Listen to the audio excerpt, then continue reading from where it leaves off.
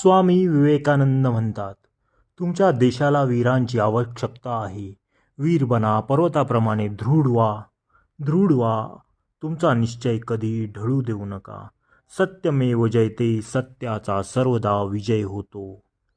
जी राष्ट्राच्या नसानसातून नव्या उत्साहाचा संचार करील अशा एका नव्या विद्युत शक्तीची, एका नव्या सामर्थ्याची भारताला गरज आहे. शूर व्हा, शूर व्हा. माणूस तर एकदाच मरतो. माझ्या शिष्यांनी भित्रे होता कामा नये. मला भित्रेपणाची चीड येते. अगदी घोर आपत्तीत देखील मनाचा समतोल राहू द्या. शूद्र पोरकट माणसे तुमच्या विरुद्ध काय म्हणतात याकडे मुळीच लक्ष देऊ नका. उपेक्षा, उपेक्षा, उपेक्षा. लक्ष असं असू द्या की डोळे दोन आहेत, कानही दोन आहेत, पण तोंड मात्र एकच आहे. सर्व महान कार्ये ही पर्वतप्राय विघ्नांमधूनच साध्य होत असतात. आपले पौरुष, आपला पराक्रम प्रकट करा. कामकांचनात जखडलेल्या शूद्र लोकांकडे उपेक्षेच्या दृष्टीनेच बघितले पाहिजे. मित्रा, तू असा रडत का बसलास? तुझ्यामध्ये समस्त शक्ती वास करीत आहेत. हे वीरा, तू आपले सर्व शक्ती संपन्न स्वरूप प्रकट कर, म्हणजे हे समस्त विश्व तुझ्या पायाशी लोळण घेईल. केवळ आत्मा सर्वांहून श्रेष्ठ आहे, जड द्रव्य नव्हे. स्वतःला देहच समजणारे अज्ञानी लोक आम्ही दुर्बल आहोत, आम्ही दुर्बल आहोत असा करुण स्वरात आक्रोश करीत असतात. आपल्या देशाला आज आवश्यकता आहे साहसाची आणि त्याचबरोबर वैज्ञानिक प्रतिभेची. आज आपल्याला गरज आहे असीम साहसाची, प्रचंड शक्तीची आणि अदम्य उत्साहाची.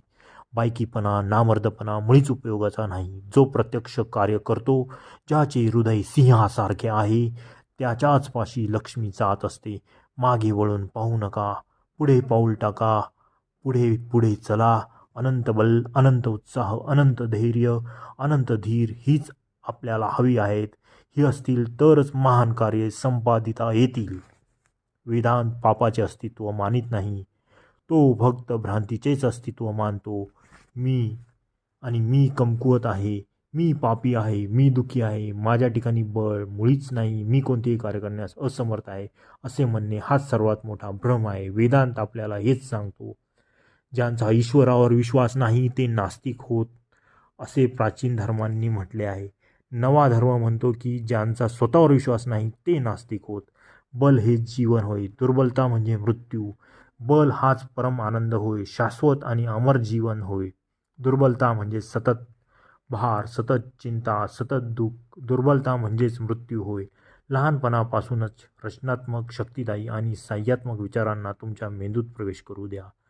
या जगातील समस्त दुःखांचे कारण म्हणजे दुर्बलता हेच आहे.